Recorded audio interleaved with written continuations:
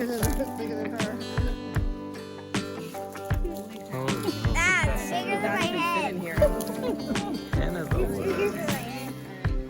Hey guys, welcome back to Once Upon a Tiny Farm. Today we're on a drive. We are going to my friend Brian's mushroom farm, and we are going to go mushroom foraging and learn about the basics of picking mushrooms in the wild. So I'm very excited. I'm going to bring you guys along with me. So it's going to be a different kind of video. It's going to be fun. It's going to be educational for me and hopefully for you too, because I don't know much about mushrooms, but it's something that I've always been interested in and learning more about that, and today we're going to do that. So tag along with me. This is going to be a good one, and let's get started with the video. Lycoperdon perlatum, which is the gem-studded puffball. So if you, we'll pass it around, but you can see, you know, it's kind of ornamented. We'll show it, pass it around. Yeah. The deal with puffballs is, my apologies. like this puffball specifically is a decomposer, so you'll find it like on rotting wood. So this is an area where I split firewood for years. A lot of bark and branches and stuff kind of gets ground in here. The way to know if a puffball, you know, to make sure you have a puffball and that it's good to eat. That's the same as that one. Is basically cut it in half, exact. Yep. Yeah. Yep. So these are mature ones. Came up earlier. Yep. These have actually been here a long time. I can't believe it. So the way these work, they have a stome at the top. When they mature, they'll be full of spores. Raindrop hits that. No, you're fine. You know, something falls on it, and you get incredible amount of spores. But the way you know it's good to eat, solid white. Okay, so that's kind of true for any puffball. There are other round things you can mistake that for. Stinkhorn eggs, which are pretty obvious. You cut them in half, and they're going to be like gooey, like have a gooey layer inside. And then you'll see the shape of the mushroom in them. Amanita eggs are the ones like stinkhorn eggs are actually. But yeah, you want them solid white. All the puffballs. I have another species in there, but solid white. If they're starting to get yellowish, you know, and they start to get mushy, don't mess with them. And then, like we saw, this what they become. So the purpose of a mushroom is to disperse spores. That's what they're for. It's sort of like an apple on an apple tree. The purpose is to disperse seeds, right? So picking mushrooms doesn't hurt anything because the mushrooms aren't the organism. They're like the fruiting body. Mycelium is the organism. You know, that's like the part that's growing in the wood, decomposing it. It's the part that's growing through the soil, you know, feeding trees. So it's sort of like you're not gonna like not have mushrooms the next year because you pick too many mushrooms. It's sort of like saying if you pick too many apples off an apple tree, you're not gonna have apples next year. It's just not how it works. Similarly, like I grow shiitakes on logs. Like I can pick all the shiitakes off them and I'll have shiitakes again because the mycelium is always in there. So that's like important for people to understand. It's actually a pretty, like foraging mushrooms is actually one of the more sustainable ways to gather food, really. As long as you know what you're doing. And like I said, I don't know all the mushrooms. There's a lot of mushrooms I don't know, and none of you, I would imagine, are going to know all the mushrooms. I've met people who are pretty close. Who get really excited when they find something they don't know. Me, I just have to walk outside to find something I don't know. But there are you know, there are ones that are pretty easy to learn. You can learn.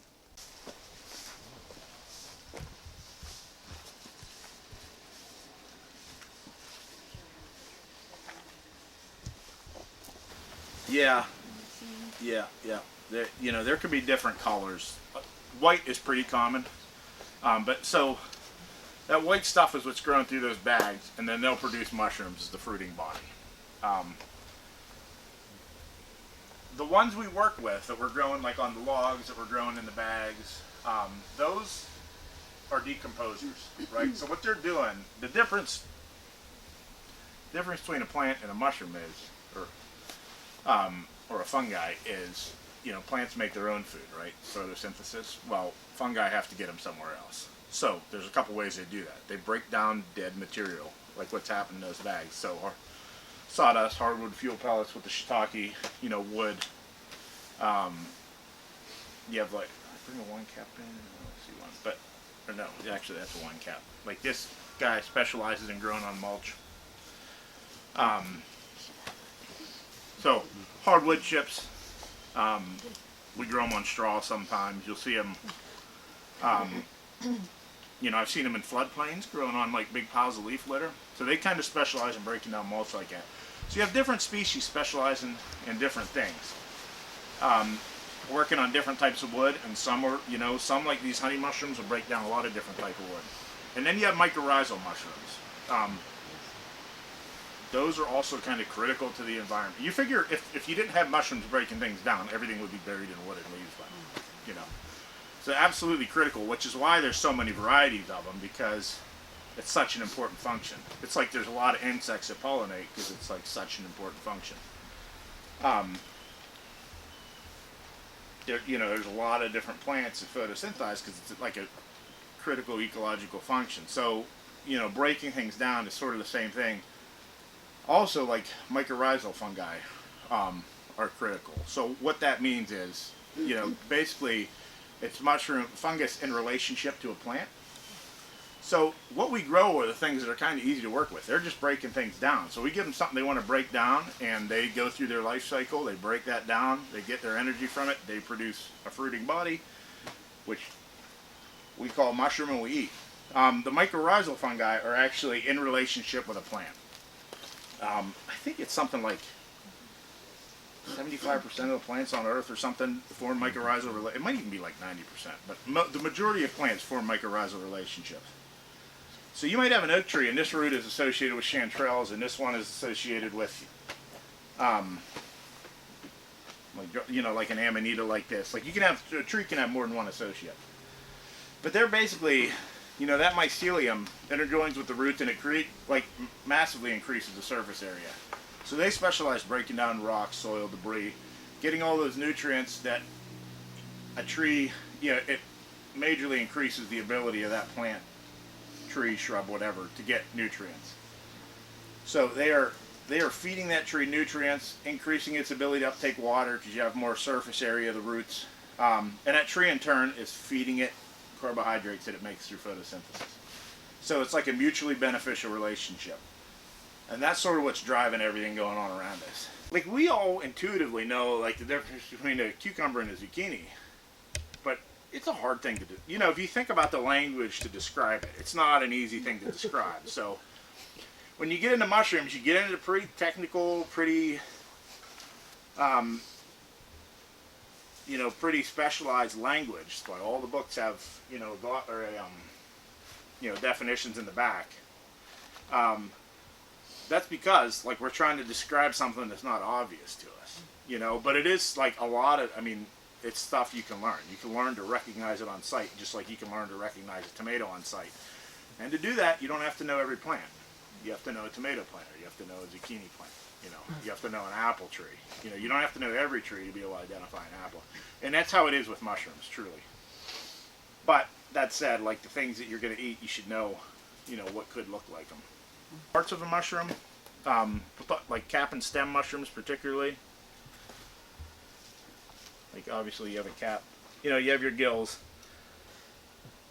If you look, it actually matters how the gills are attached to the stem. That could be important. Okay. This, like, bulb is like kind of an egg that the mushroom grows out of. So not all mushrooms have these. This is an amanita species. I believe this is one of the deadly amanitas, so you wouldn't want to eat this. No mushroom hurts you from touching it, by the way. I mean, you could have a skin reaction, but like, so this the kind of cup that will cover a mushroom when it grows, like, there's certain ones that'll do it. They don't all do it. It's called a universal veil. It took me so long years ago reading books trying to figure out what a universal veil was and a partial veil was. So I don't know if that's not like an intuitive thing to me. So I'm going to explain it hopefully and just show you. So on this, like, a lot of it's gone, but you see that little white remnant there? I don't know. That's a skirt, so that's kind of the universal veil, or the partial veil. So what that means, the partial veil covers the gills. A universal veil covers the whole mushroom. As the mushroom grows, if it has a universal veil, it'll break out of that universal veil, and then if it has a partial veil, it'll uncover the gills.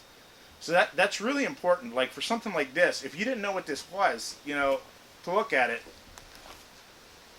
a lot of, you'd be suspicious of Amanita because it has light-colored gills. It's not attached to the stem. You could do a spore print, which it's going to have a white spore print. It has vulvar, universal veil, bulb at the bottom, and they don't all have it, but it has a skirt. But there are other types. Universal veils, they're all like some type of bulb or some type of sheath. Here's like a couple other examples. So on this one, you can see real clearly. See the spots on the top? That's actually what's called a veil remnant. So that's like parts of the universal veil. As it broke out, certain mushrooms, characteristically, will have patches from that. So like the classic red and white mushroom, like the Mario mushroom, those white spots would be universal veil remnants. That's what that is. This one here is probably a destroying angel. So this is the one that is kind of known for killing people. This is like the most common one that poisons people. And I worked for years as an ICU nurse, and I've actually seen someone die from this. It's basically liver failure, and it's not pretty. So you want to know what you're doing with mushrooms before you eat them. To check when you're digging a mushroom like this, this bulb was underground. This was underground. I had to dig out the base. So cap and stem mushrooms generally aren't for beginners. I don't eat anything in this genus, this Amanita genus, even though I know there's some you can't eat and they're supposed to be good. I'm just like not that, I don't know, it just sort of scares me because I've seen what it can do if you get the wrong one. But like this bulb was at the base, it was, but the dirt was up to here. So you kind of have to dig, if you want to get an accurate ID. The same with all these. Now this one had a skirt too, but as you can see, I put it in a basket and it wore off. So I'll take pictures like where I see it. Get it in my hand, take pictures, because some of those parts are really fragile, really friable, and they're going to come off. So you just want to kind of document them. So if you want to ID it at home, you can. So that's Amanita. There's three things that characterize a Cortinarius. So they grow on the ground, they're terrestrial. So when you look at a mushroom, you always want to think, where is it growing? When people send me pictures, I'm like, I don't know if it's growing on wood, I don't know if it's growing on the ground, I don't know if it's growing on mulch. Substrate, what it's growing on matters. But they grow on the ground. They have a rusty brown spore print, and they have a cortina. Anyone know what a cortina is? Is that the webby partial veil? Yep, exactly. So, it's actually kind of hard to find them with that intact. This was actually more intact when I grabbed it, but if you, we'll pass this around. But if you look, you can see like the little bit of cobwebby along the stem. You can see it along the edge, and that's like that's what a cortina is. So we know that this was grown on the ground. We know it has like a cobwebby veil, and if we tested it, we'll have a rusty brown spore print. So you could assume that's Cortinarius. I think there are some you can eat, but generally people just stay away from them because they're not known for being good, and some of them are really toxic. The reason this is important is because bluets are one that's pretty commonly foraged, and they're a purple mushroom. They grow about the same time of year. They grow in the fall, and like the key characteristics are a bluet will have like a pinkish tannish kind of spore print, not a rusty brown spore print like a Cortinarius, and they won't have that cobwebby veil. So yeah, so this one. This is a Cortinarius iodes, and it has these little yellow dots on it, which, like, if you see a purple mushroom with yellow spots on it, that's what it is. They look like this. It's pretty easy to identify. Now, this is the fun part. I think this is a joke played by some mycologists sometime, but if you look at the books, if you look at mushroomexpert.com, great website, it'll say there's two species that look identical, Cortinarius iodes and Cortinarius iodiodes. It already sounds like a joke, right? And one of them, if you lick the slime on the top, is bitter, and one is sour. I think this was a joke to make people go out and lick just random mushrooms. I don't know. I don't buy it. Supposedly there's a difference in the shape of the spores, too. So when you get down to the microscopic level, I don't know. I'm skeptical. I haven't licked enough to say they don't exist, but I don't know. I've never seen anybody say, I found an iodes because it tastes like this. But I've seen people lick them trying to find them. Isn't that kind of dangerous to lick a mushroom? You know, it's dangerous to ingest them. Like, theoretically, I wouldn't do it. I wouldn't recommend it. You could chew on that destroying angel and spit it out and it wouldn't hurt you. You have to ingest it. The spores from it won't hurt you. If they did, we'd be in trouble because you figure they're growing everywhere. They're all over everything you eat. You know, there's spores on everything. So let's talk about honeys for a minute because we're going to see a lot of these. So characteristics of honeys, you're going to see a white spore print, okay, like that. Like I said, lots of mushrooms have white spore prints, but the ones that you can confuse this for, the one you're most concerned about would be Galerina marginata, the funeral bell, or the deadly Galerina. That'll kill you.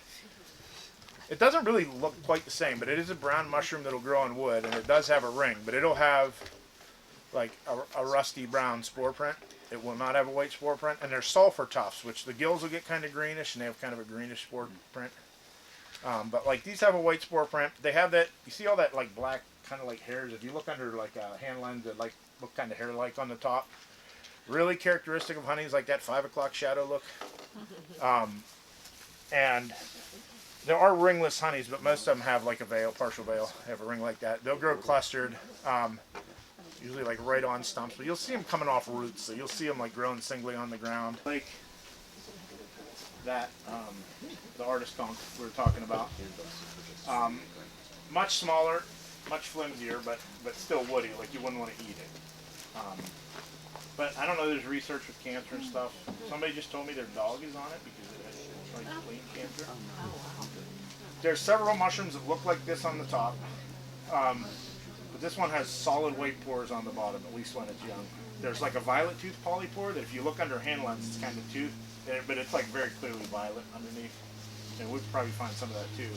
And that's all the bigger. And then there's some that, yeah, it doesn't get much bigger than this. But you'll find like trees sometimes just covered. You know? Yeah, and there's some that have like gills underneath too. You know, there's like 3 that are super common that all kind of look alike from the top. But the turkey tail has like the white pores. So I cut down an oak tree. Would it grow on oak? It could very well. Okay, because mine's covered with stuff like Yeah, that. So. yeah, Okay. yeah. They'll take apart anything. Yeah. Yes, because I'm cautious of bluets, because you can see how similar it looked to a lot of those Cortinarias, the purple ones with the veil, you know? And you don't really see veil remnants on this, because I've had ones that I was sure were bluets and I flipped them over and they had a veil. So I'm always just slightly nervous with them. But like the key tell would be, you know, if you saw any piece of veil or if you saw any brown spore print, you know, it wouldn't be. So you'd like be looking like kind of a pinkish cream colored spore print with this.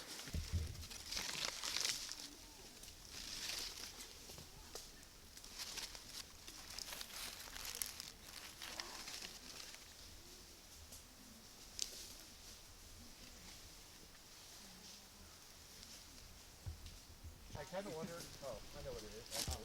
Ooh. This is a very young. Calistoma was.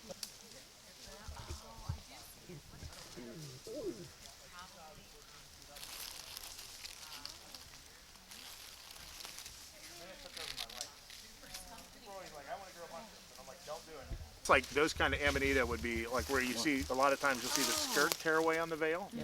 That's what they would look like before they would fully tear off. What is that? It's some sort of Amanita. So again, Amanita, you know, a lot of these are deadly. Some of these are deadly. You know, light colored gills. It'll have a white spore print. It'll have like a vulva at the base, that, you know, that universal veil. And you can see some remnants. Like I keep coming back to the same thing because I think repetition helps. But you see the little patches from where it came out of that universal veil. I had to dig this out to even see that part. And you know, a lot of them have that partial veil that'll kind of form a ring on the stalk. So I'm not sure this specific one. It may or may not have amatoxin. We go back that way now. Well, I'm going to kind of go up the other side of that hollow. Like what you would do, you parked at the house, right? Yeah. Like basically this is the road that my house. Red oak and black oak are kind of hard to tell apart, but like, I don't know, like I don't even know how to describe it.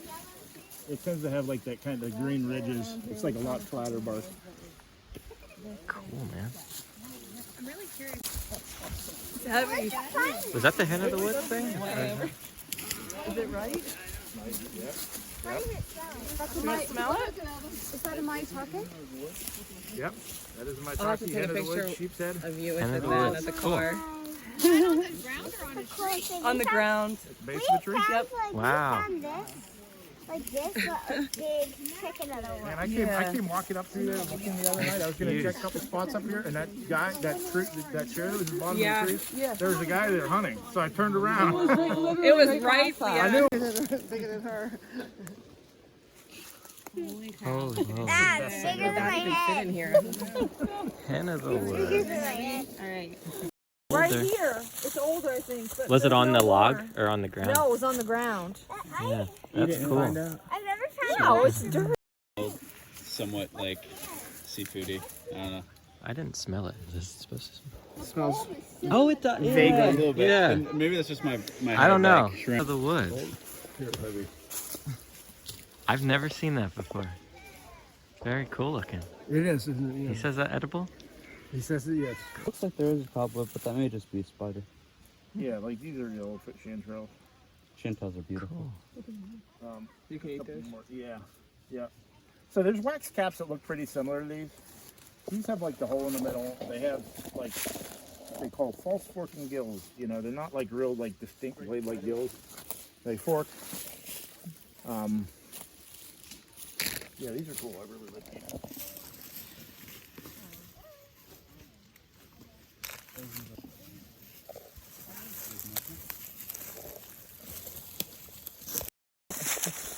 I'm gonna make a poison. That's called coral? Is that? Well, it's a type of.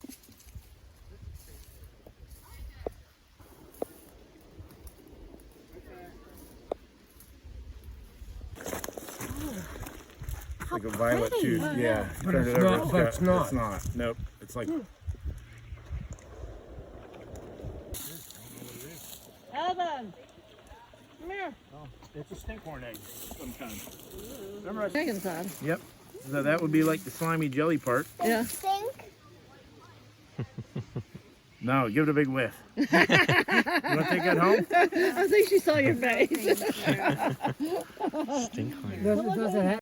Yeah, but these are mostly honeys will be like low, but sometimes you'll see them growing a little higher like that. It is the That's the same. inky, alcohol inky. This is Coprinus comatus.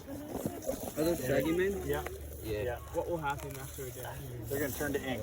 Yeah, they're gonna all be So you know how we were looking at how like these shaggy men. that's what I'm like these little ones. I might come back in a couple days and try that. I'm curious. But normally, like it's kind of like you got to eat them like the day you get them. Yeah, they were dehydrating them, and then I guess they You make any jerky? I had a guy like a food scientist working on shiitake jerky. So that was a really fun class today. There's a lot of cool, interesting people all interested in mushrooms and learning more about all of that. So that was cool. And I want to thank Brian. Brian did a really great job of describing everything. And I'm probably going to divide this up into a couple of videos because I have a lot of content that I got today. I'm going to put Brian's information for his business down in the details of this video below. And Get. I'll put it up on the screen here so you can check out his Instagram and his website if you're interested in any more future get-togethers like this for mushroom foraging and you're in the Harrisburg, Pennsylvania area. Be a good person to check out and a good person to follow on Instagram, and find him he does a couple different farmers markets, so you can find him and get some fresh mushrooms from him as well. So that's going to wrap up this video. If you enjoyed it, please give this video a thumbs up and subscribe to our channel for more videos like this. All right, thanks for watching. See you next time.